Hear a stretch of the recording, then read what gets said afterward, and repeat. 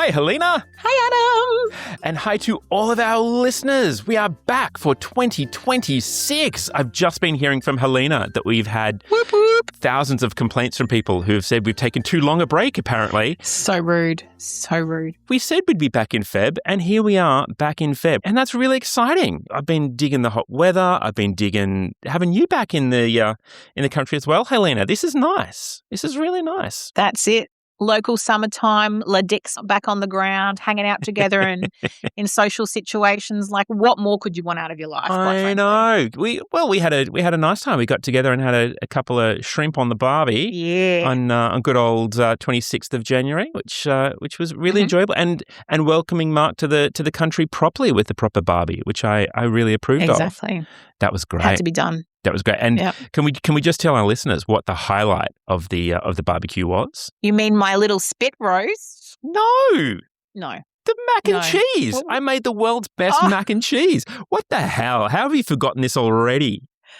To be fair, your mac and cheese was pretty sexual. Like, I'm not going to lie. Like, even my mother, who's used to run restaurants and everything, she's the pickiest woman in the world on food that other people make.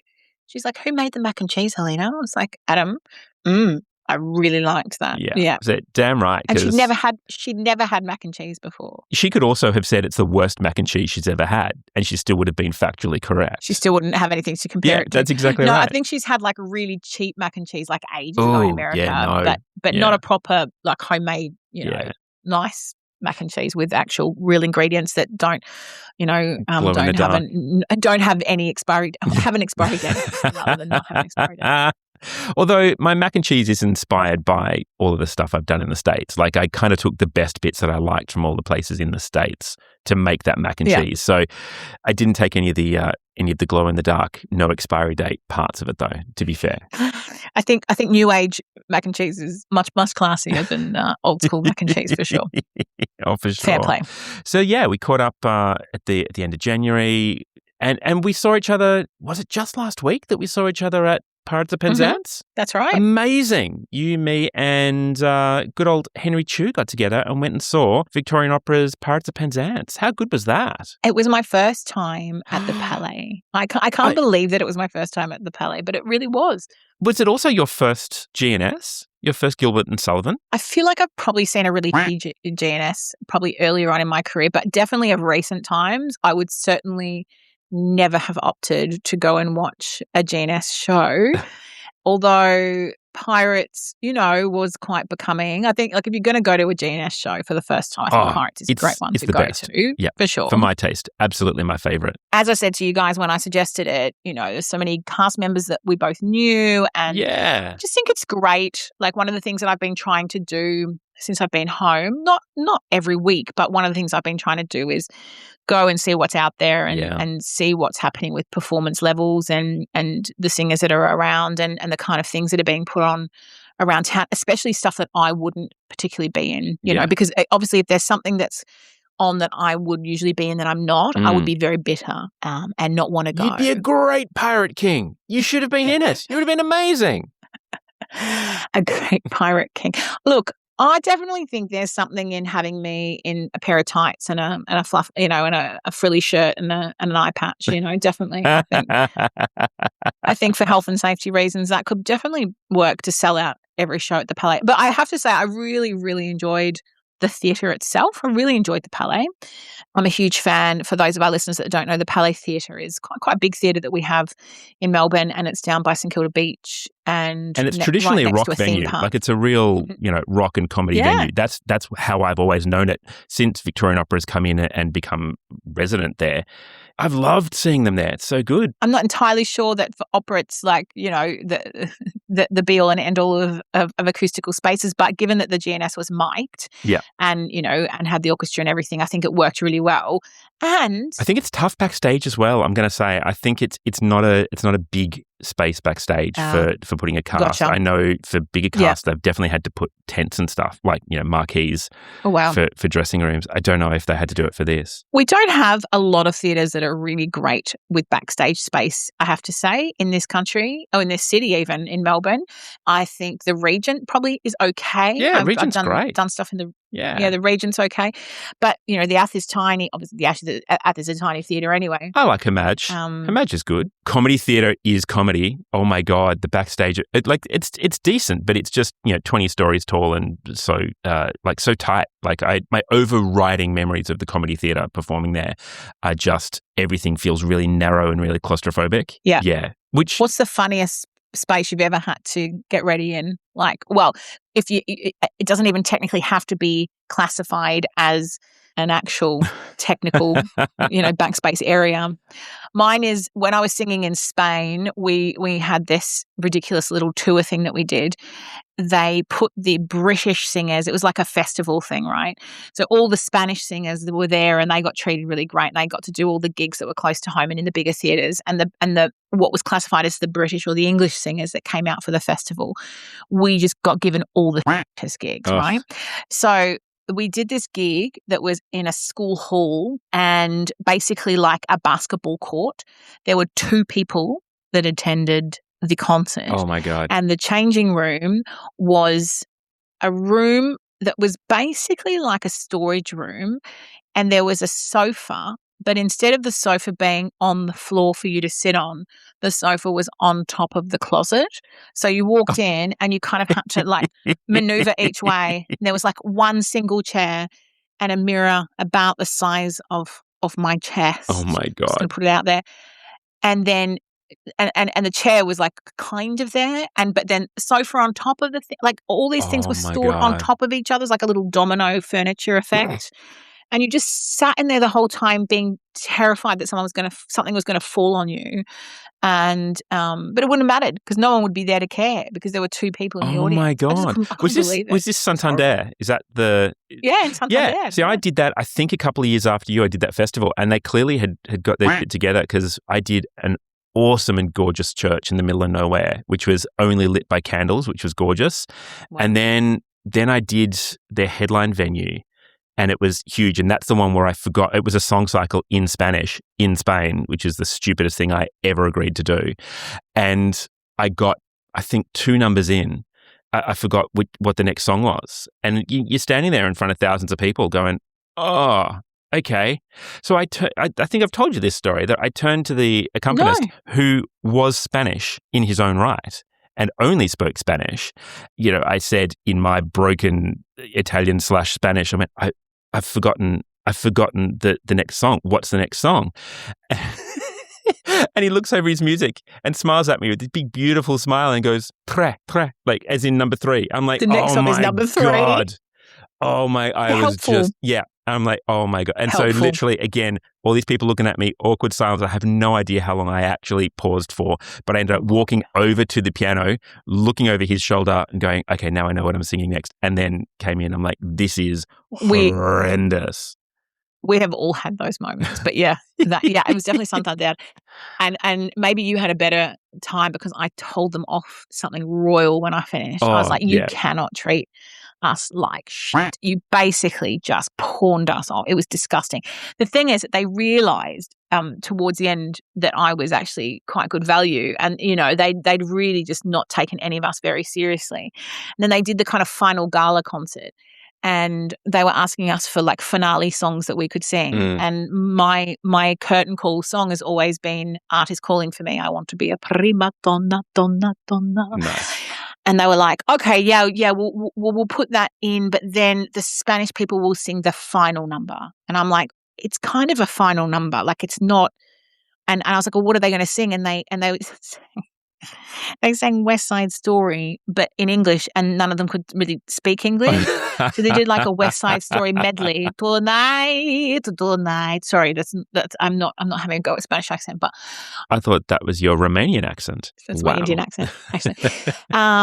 It was terrible, and I'd said to them, mine is going to be funny. It doesn't even matter if people don't understand. It's just funny. Especially at the end, I hold the high note forever, and then I got the pianist to go off stage while I'm holding the high note and close the piano and do the whole kind of theatrics of, gosh, she's such a diva. Art is calling for. And he's like, do, do, do, do, do, for, do, do, do, do, do, and closes the lid, gets his folder, walks out the whole thing, and it brought the house down. Who is it?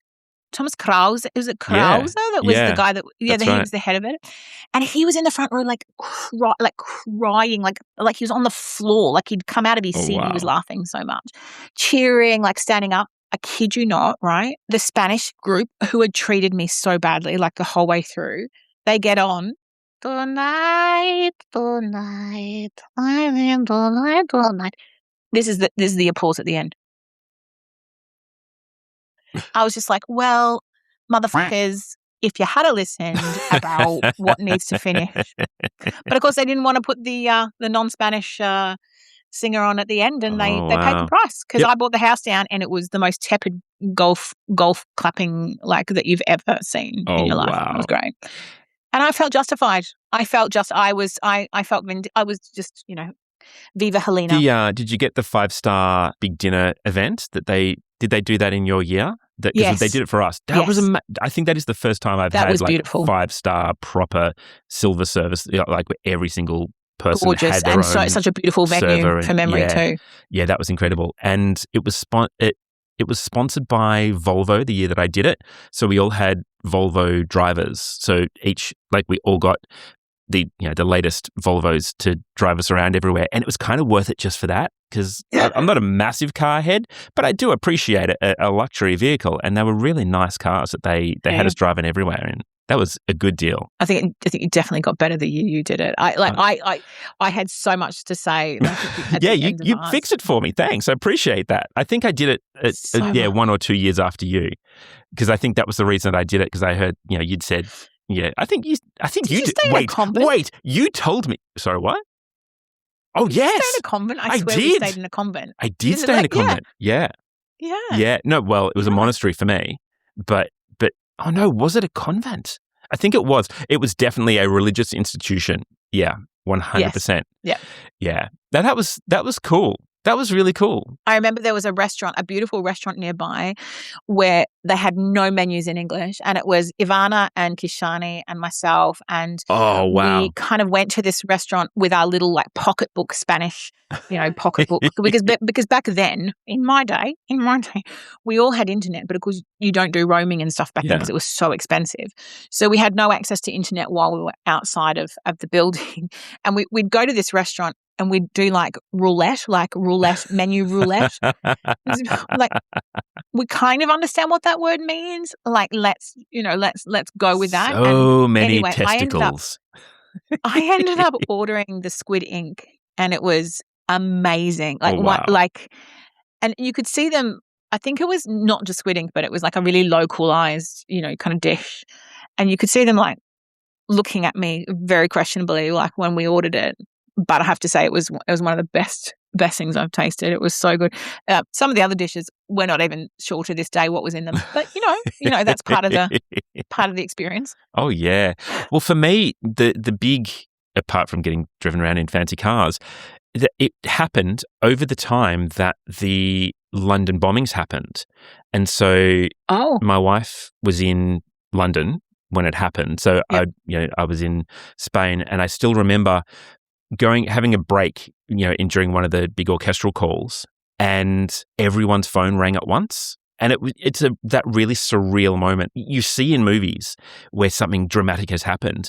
But I remember seeing everyone's phone ringing at once and text coming in, and just seeing this wave of people who were looking. And I wasn't looking at my phone at the time. It was in my bag, and I could see it. I'm like, oh, what the hell is this? And so it's one of those things that, because it's a multilingual festival, there are only a handful of people. I had no one there from the Royal Academy when I'd come across. So there were only a handful of people who spoke English in the year that I was there. But I remember running across my phone, getting it, and seeing a message from Anna just saying that she was safe, and then calling her and getting all the details. And she was stuck out of London. So she was teaching at a school out of London at the time. So she'd gone through London, and then she couldn't get back into London. So had to try to get as close as she could. Yeah. So she had to get as close as she could to London. And then she walked across London. And she still tells this story of the weird atmosphere of both, trepidation, but also there were street parties happening because everyone was stuck either in London or out of their area. It sounded so surreal, and I still feel like such a strange thing to have been away from London at such a seminal moment in its recent history. It's really, really amazing. I was traveling when it happened. I was traveling to Glyndebourne because I was singing for Glyndebourne that summer. Wow. And my brother was trying to get into contact with me desperately, and it wasn't very good connection. And I literally had passed the area where it was like maybe 10 minutes. Wow. So it was very. And my mum was over at that time because it was the year of my Royal Albert Hall debut, and my mum and my brother, were coming across to see my Royal Albert Hall debut. And mum was at the flat, which was just down the road in Great Portland Street. And mum was at the flat and she could hear helicopters and everything. And then my brother called in, and my brother found out about it before the public did because of the nature of his job. Yeah. And so he contacted me. And then, I had similar. So I had a performance down at Glyndebourne, and getting back in, it was like ghost town. It was like the trains would go, but you had to have like really good reason to come back in. And everyone said, "Oh, stay out, like don't go back in." And I just didn't want to leave my mum on her own in my flat in London. So I was one of the only ones that decided to get back on the train. And it was just like the train would pull up and you heard nothing. It was just like ghost town. A lot of people were just not wanting to be out and about in the area that I was in, at least. And it took ages to try and get the public transport back in. Yeah. God, that's incredible. Wow. Mm. Well, that's quite a sober start to the second half of the second season. Oh my God! Yeah. Okay, pivoting back to the fantastic show that we saw at the Palais. So, what's your review of the Palais? What did you think of it as a venue? Well, the theatre itself was awesome. I love the fact that they have these lounge seats up in the balcony. So comfy, which is slightly bigger. And so comfy for people with big bums. I loved it.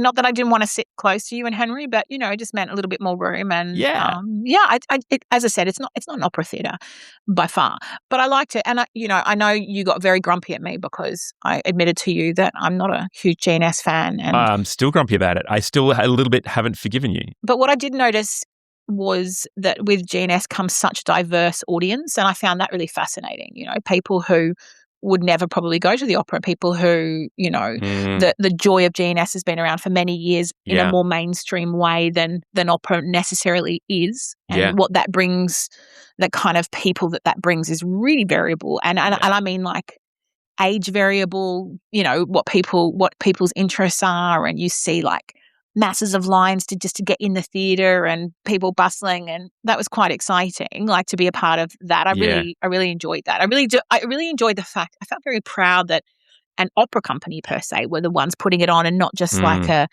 commercial outfit. That's it. Yeah, and I've got to say I loved the production. It was full of whimsy and surprise and delight, which is always a big box tick for me, is seeing that kind of work that Stuart Maunder did to put together something that fantastic. He really had a sense of playing with the audience and playing with the audience's expectations and letting the performers on stage find that humor themselves. I really enjoyed that, and it was great. And you could see that with the Pirate King Ben Mingay was fantastic, and you could see the fun that he was having. Astounding. It was incredible. And you could see the fun they were all having at different times, like Antoinette Halloran, again, wonderful, Nicholas Jones, clearly loving what they were doing and loving the interaction that they got to have on stage. And in opera, it can get and feel so precious, which is funny because in Gilbert and Sullivan, it gets weirdly precious as well. You can't deviate in certain ways. You've got to do certain conventions. Like, there are kind of strict rules that people will get picky about if you mess with them. But it was awesome seeing opera singers that we're used to seeing sometimes do very constrained roles just let loose and muck around and have a great time. I loved that. I really, really loved that. I have to say that I'm going to be really controversial. Oh my God, you're going to say that Chris Hillier was the worst thing on stage, weren't you? You're going to say it. Not at all. Say it. No. Say it. I would never say that. What I loved about Ben, who played the Pirate King, was that he had such a beautiful operatic tone. Like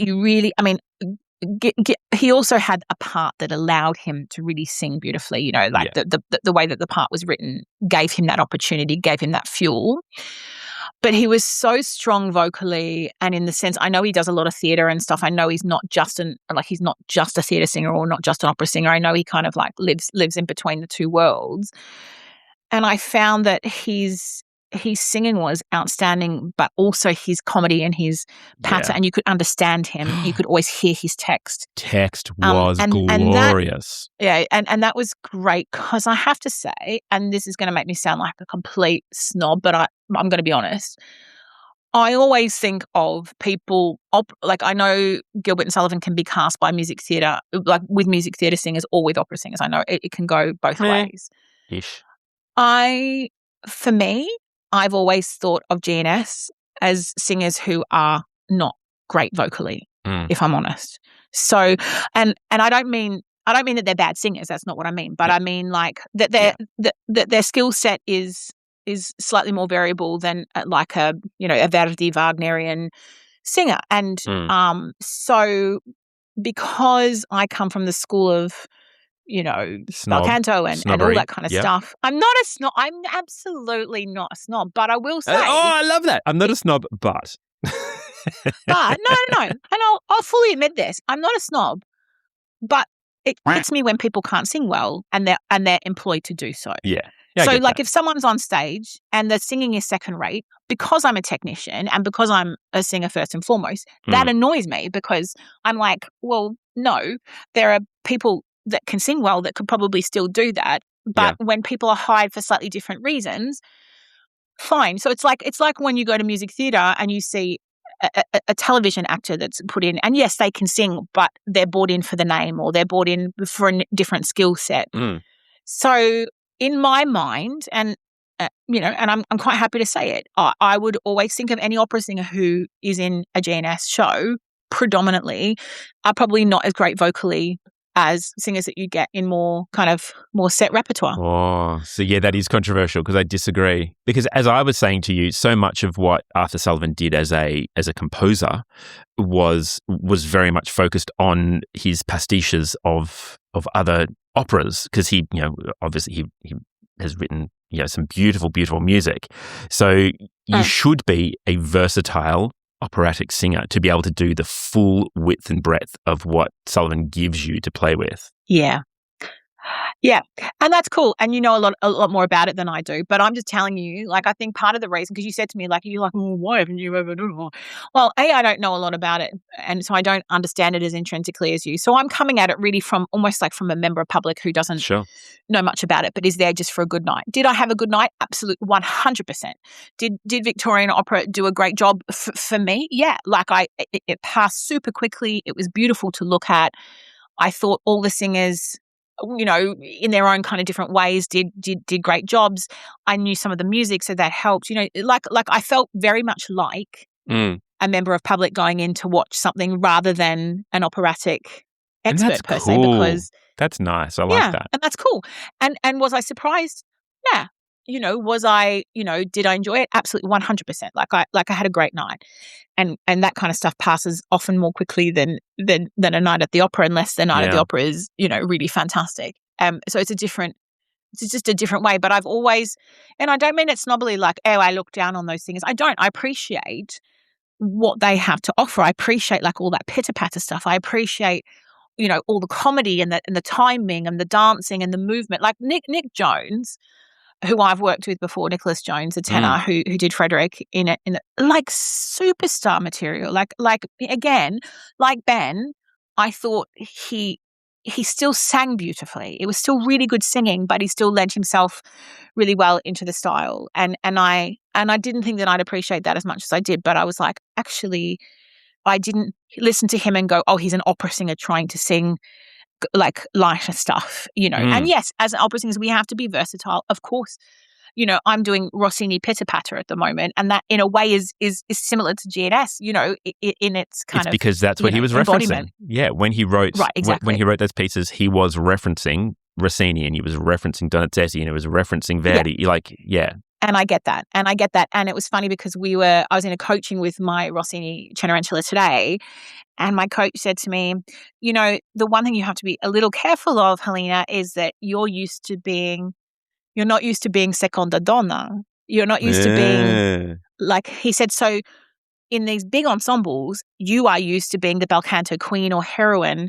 Therefore, your voice is trained the way you've trained your voice to rise above a chorus and above the ensemble and all this kind of stuff, especially when it's sitting like in the upper passaggio, in the upper notes and stuff. So it's like Rossini's written this part like you're the first lady in a way because of the way that it's written in the voice.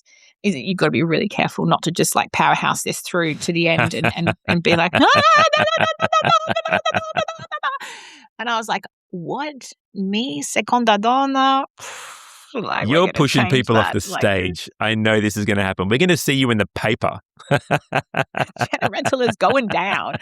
But yeah, and I almost hate myself for saying what I've just said to you, but I don't care. I'm going to be honest. Like that's kind of that's the reason I think I've avoided it, because I just like, I just don't want to hear crappy singing, and I don't want to hear.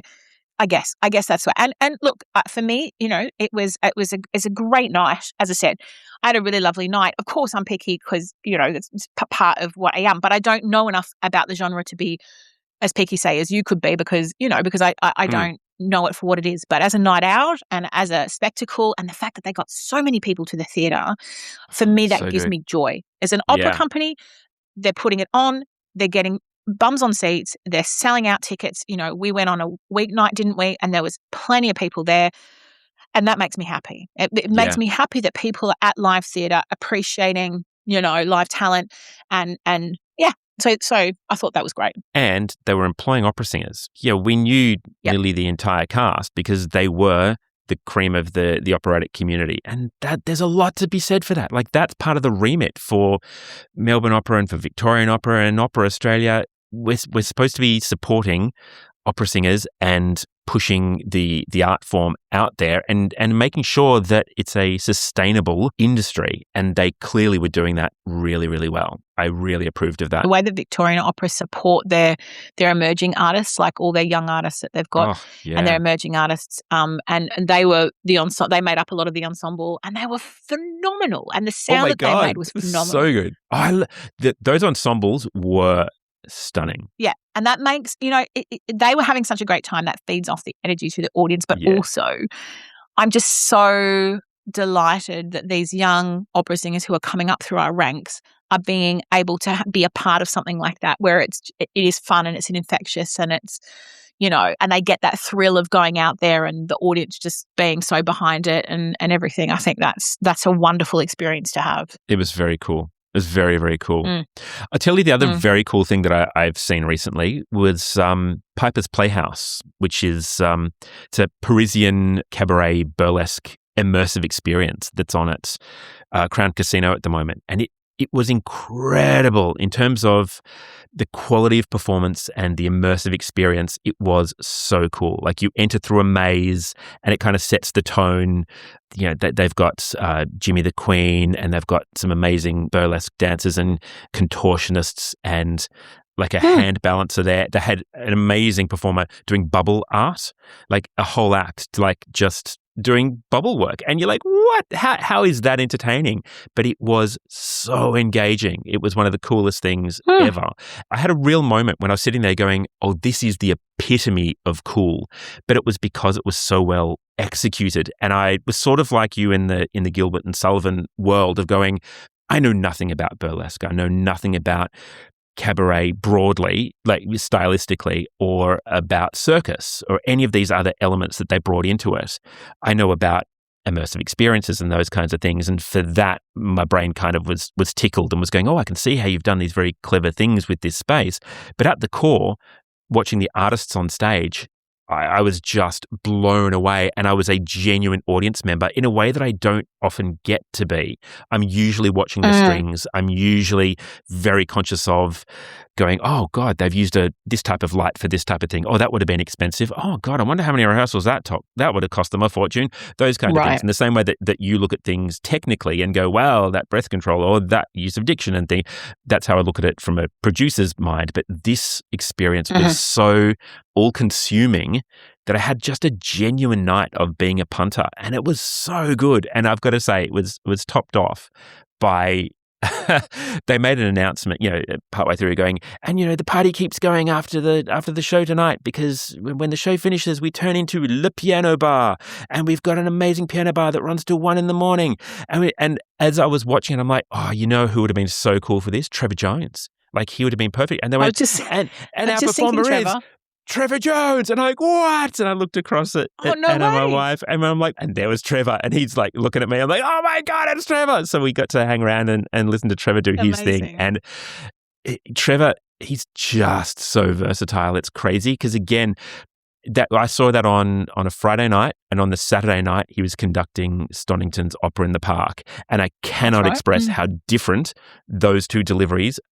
I didn't get a chance to see Stonington in the Park. I'll tell you about what I was doing on the Saturday in a moment.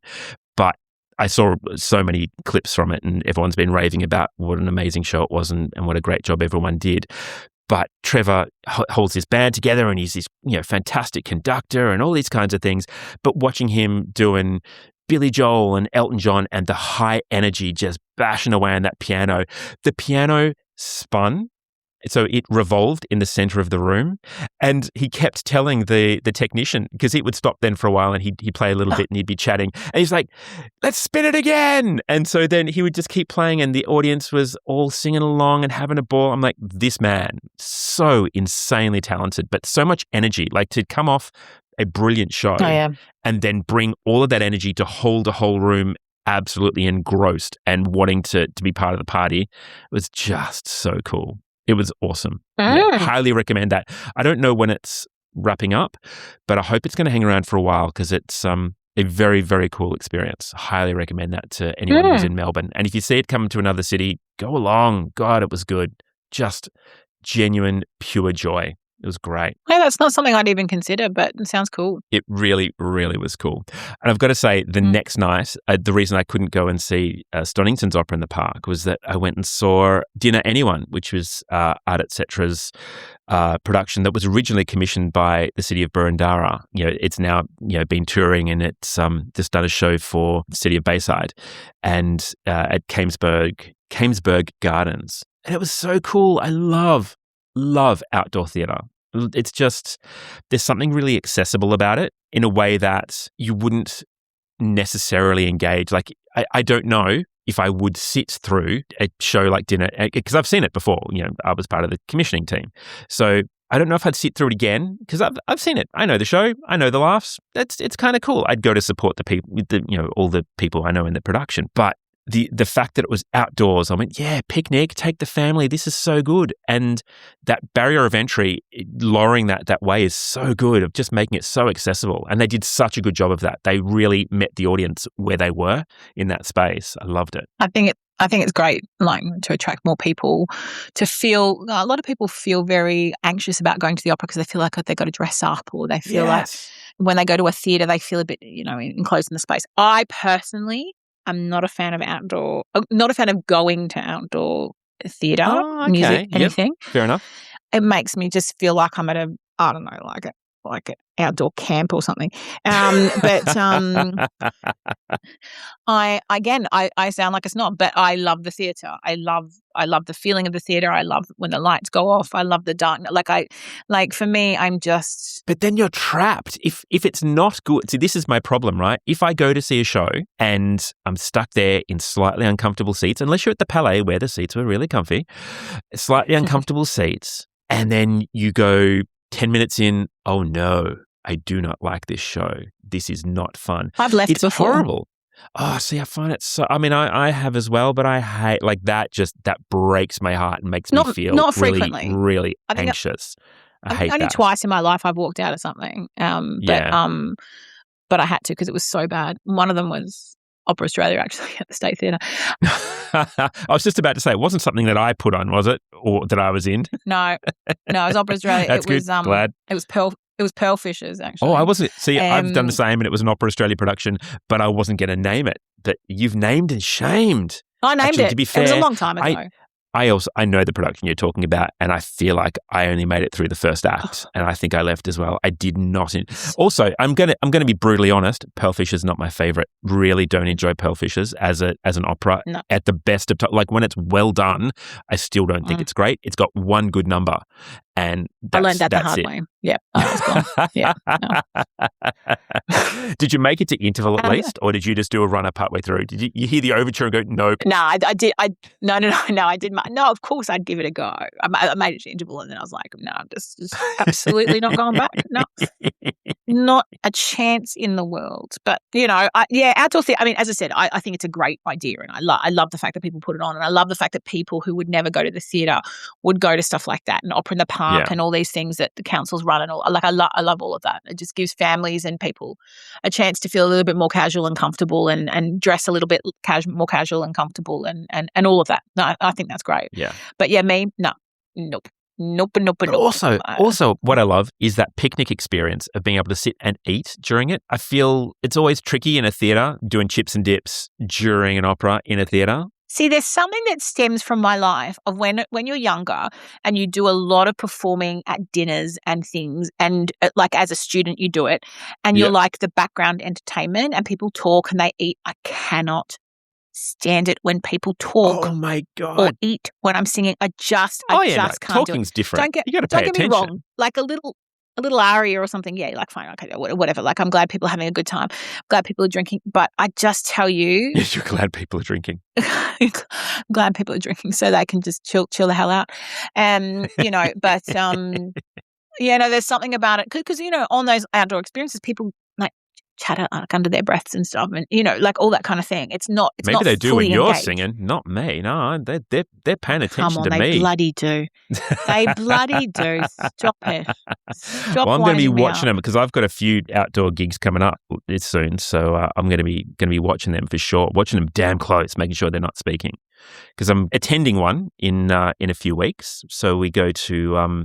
I was going to say, are you going to come along? But now that I know you hate outdoor opera, maybe you won't be there. But Opera in the Park, the city of Boroondara's Opera in the Park, part of their Summer in the Park series. So you are the patroness, is this correct, of Opera Scholars Australia? And it's Opera Scholars Australia. Patroness. I love that. Are you not patroness? Is that not your title? Or is it just patron? I'm artistic patron, but I like patroness. Artistic patron. It's kind of, gives it a little bit more diva tigress kind of like idea. Yeah. Well, it's going to be a glorious event. I think it's coming up at Canterbury Garden in Canterbury, and it's Al Lewis and the Opera Scholars. And I'm really looking forward to that because I used to perform in those shows. I used to produce those shows. So I've got a real kind of 360 take on seeing it. And I've seen the preparation that's gone into it. I'm really excited. They're doing an Italian, what are they calling it? La Dolce Vita. So they're doing a real Italian kind of theming of the space as well. And I'm so looking forward to that. Nice. But I will be sitting on a picnic rug and I will be eating while they sing. But I can assure you I will not be talking. So there you go. How's that for a... I don't know that you can assure me of that. Can you? If you wanted to say something to your wife, if she was there, you'd be like, oh, blah, blah, blah. And then you go back. So you would talk. You wouldn't talk much. I'm not saying that you'd have a whole conversation. But you'd feel the freedom to chat. And that pisses me off. You shouldn't be able to feel the freedom to chat. You may not have the freedom to chat. Oh because my then God. As a performer, I'm like, what the fuck are they saying over there? Like, come on, excuse me. Hello, focus. Maybe I'll be giving them the words because, the number of times I've done outdoor opera and I've been there and gone, no, I don't know my words. And I've just had to make them up. That's been fine. It would have been nice if I had a couple of people chatting in the audience, taking a bit of pressure off me. I could just look at them. There you That'd go. be fine. Well, that'd be all good. It's all ahead of you. Yeah. Well, Love it. if you're not going to Opera in the Park, which I still may try to drag you along to, given the fact that you are artistic patroness of Opera Scholars Australia. What else are you seeing? Al Lewis, take note. Yeah. What are you seeing coming up? One of my students, Beth Patterson, is actually putting on a 70-minute one-woman theatre show called Nusia, and that's on in February, and it's exploring her Polish-Jewish grandmother's survival of the Holocaust, and she finds these letters of her grandmother, and the kind of clip of it says, my grandmother was just a really nasty, grumpy old lady, but actually she was a survivor of the Holocaust and actually protected like a whole lot of people, and so really fascinating kind of one woman show, and it's not something I'd usually kind of go along and see, but Beth is one of my recent Studio High Notes students.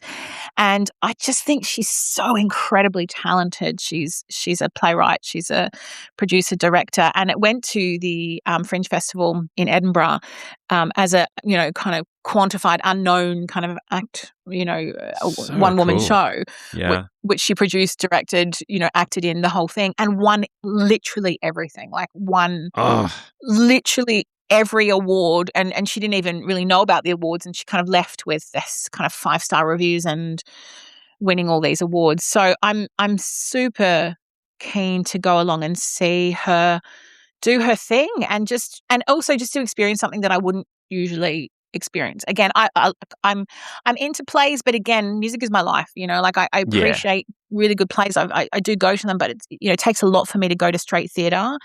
So the fact that I know her, the fact that she's written it, the fact that it's won so many awards, the fact that is just really fascinating. Yeah, so I'm really keen to see what she can do, and I love her as a human, and I have a lot of respect for her and how she works in the studio, and just what an immensely talented young lady she is, and the fact that it's won all this stuff as well, and shows for something. So I'm actually taking my mum along to that, and we're gonna make a night of it and go and see that. So I'm really that's so good. Excited about that. Yeah, I'm gutted I can't go to that one because it's, as this episode of the podcast goes to air, it'll be this coming weekend is when Nusia is on. So I think it's the 21st and 22nd of Feb, I think is right. That's correct. Yeah. Yeah.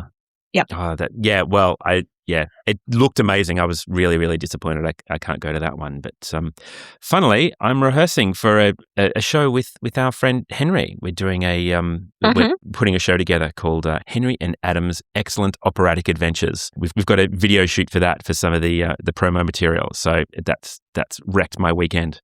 Hey, do you know the thing that people will not realize, but of course you and I have known for ages because, dear listener, we've recorded many of the episodes that are coming up across this season already. But what our listeners won't know is that we have changed up our rapid 5 questions. We have. Should we break it to everyone what these questions are? Should we power our way through them? What do you reckon? No, I don't think we should. I think they should find out the first time we have a guest on, because... Okay, fine. Yep. Because of who the first lot of guests are, I feel like that gives them time. Oh, yes. I've just done the maths of this episode will go to air the night before we record the Tenors episode, which we will just, spoilers everybody, the Tenors are coming back for our season 2 finale. But you're right. If we do our 5 rapid fire questions in this episode, if they're good and they listen to us, and there'll be questions about the series, so they'd better bloody listen to us. If they listen to us, then they'll get a hint, and we like the spontaneity. Also, these are tricky questions this year, I think. Yeah, I think it's best to leave them because the tenor brain is a remarkable one at working, at full speed straight away. So I prefer to have that reaction in real time. Oh, that's good. No, I like that a lot. I approve of that wholeheartedly. Well, that kind of brings us to the end of our time. So just before we go, you're saying you're working on Cenerentola. Is that your next gig? Is that what you're putting together at the moment? How's that coming together apart from your second diva energy? I'm doing my masterclass with Melbourne Opera Young Emerging Artists at the end of Feb as well, at the start of March. Sorry.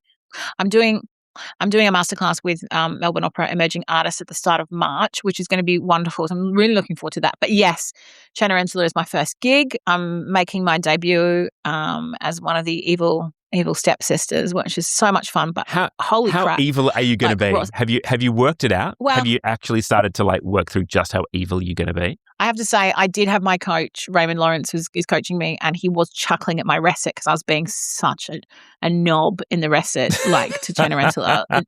Like the way that I've paced it and the way that I'm like, no, come on. So I definitely think the older sister, because I'm the older sister, I definitely think she's got more of the kind of classy beach comedy value, to be fair. I guess it just depends. Apparently we're having a 70s retro design for Cenerentola, so that'll be fun. Oh, that's cool. Oh my God, you're going to have so much fun in that. Oh, that's awesome. I get to meet the designer because I'm getting I'm actually getting flown up to Adelaide early for a whole lot of publicity stuff in the middle of March, and they're doing a whole lot of publicity stuff with me, some TV stuff, some photo shoot stuff, both for Cenerentola and Norma, and I get to meet the designer then as well. So I'm looking forward to that, and just the amount of care that they're taking to meet me and you know to make cool stuff for me. So I'm psyched about that. Awesome. But yeah, Cenerentola, and on the back of that, cool. At the same time, because it's part of their 50th year celebrations, they're doing Norma in concert, and I know they're super psyched about that because they've had so many interstate bookings for that. Like a lot of people are flying in for that, and of course they had the big AIDA that they were supposed to be doing up there this year, and it got cancelled to next year. So I think people are, you know, wanting to have trips to Adelaide for things, and the Norma, because it's, you know, my signature role and everything, it's attracting a lot of attention. So at the moment I'm crazy trying to cram Cenerentola and all the pitter-patter of the text in to get that going. And because I'll be doing Norma at the same time, and even though it's in concert, I'm re-revising Norma and making sure, and it sits differently in my voice now as well. And then literally I do those back to back, and I come home for 10 days, and then I go back to Adelaide and I'm doing Strauss four last songs with the Adelaide Symphony Orchestra. So that's crazy. And then literally a couple of weeks later, I'm doing AIDA in Sydney at the Opera House with the Philharmonic up there. My first ever that's AIDA. So and then off the back say, that's your role debut. Sydney, yep, role debut. And off the back of Sydney, I start rehearsals for Il Trovatore, and Leonora is my role debut for Melbourne Opera. So it's just, you know, it's manic. That's a bonkers. And you look at it and you go, oh. So everything has to just be done ahead of time. And when I'm in one contract, I'll be learning for the next contract. And it just feels wonderful. What a wonderful way to start my journey back home. It's such a beautiful year. Yeah, that's awesome. I have to say, to a dramatically lesser extent, because I'm not doing full role debuts, but I've had to literally make a little spreadsheet of the gigs that I've got coming up and my little learning schedule to make sure that I'm learning all that stuff as well and staying ahead of it, because there are a couple of tricky pieces I've got coming up this year, and I'm like, oh man, I'm doing Unsung Heroes, which is a work by Easton about the war, and it's incredibly tricky, really, really tricky. I'm doing that with the Camberwell Chorale, and what's interesting is I prepared it last year, and you know it's a very powerful and brilliant work, but I had some quite strong feelings about whether I liked it or not. But having had our conversation with Simon Lobelson last year, since then, it's made me rethink how I'm approaching the work. So I'm now actually relearning it with some of that advice that he gave us on the podcast. So I'm really looking forward to that. Did you take the advice of his about the cat? About singing it like a cat? Do you remember he talked about modern works, and there's the one about the cat? That's right. No, I'm not going to sing it like a cat. But I'm going to envisage a cat, because that might help me get embrace through some the cat. of that. There we go. Wow. Yeah, that's it. And then I've got the exact opposite. I'm doing a jazz concert at where is it? At the Brighton Yacht Club, and that's going to be fun because that's going back to my roots of just crooning, fun jazz music. So and those are within a couple of days of each other. So I'm going from the ridiculous to the surreal. So I'm really looking forward to that. That's going to be a fun week, trying to get my head around all those things. At least I know the jazz stuff. I don't have to work hard to learn that. That's nice. It's good. That's nice. Yeah, that's all very good. But all of that being said, I think we have officially kicked off 2026 High Notes and Anecdotes. Shall we stick a fork in it and say we're done? We should. And people will have to listen in next week to our first guest, who will be Michael Lapina. So we're very much looking forward to having Michael on the episode next week. Tune in. He is a fascinating human who does very cool and very interesting things, and he'll be chatting about a fun gig up in Rochester as well. With that being said, we shall say goodbye. Bye, Helena. Bye.